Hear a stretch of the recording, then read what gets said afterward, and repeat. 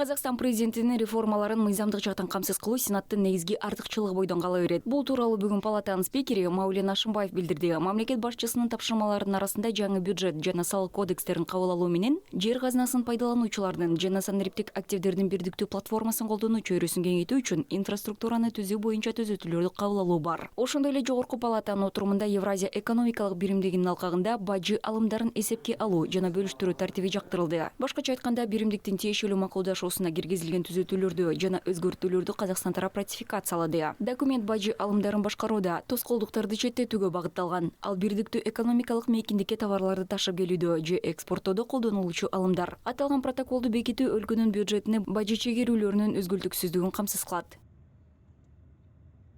Главами государств. Мамлекет башчылары өкмөткө өлкөлөрдүн макроэкономикасы өзгөрүп жатканын эске алганда, бул ыкма өзү сезимтал болушу үчүн мамилелерди өзгөртүү боюнча иштерди жүргүзүүнү тапшырышты. Ал чакырыктарга жана алымдардын көбөйүшүнө байланыштуу. Азыр Орусия Федерациясы бардык которууларды доллар менен жүргүзүүнү чектеген. Бул бизге улуттук валютада өз ара милдеттенмелерди аткарууга мүмкүндүк берет. Тагыраак документти жактыруу катышуучу өлкөлөрдүн бажы төлөмдөрү боюнча өз ара милдеттенмелерин аткаруусуна жаңы дем берет деп ишенебиз.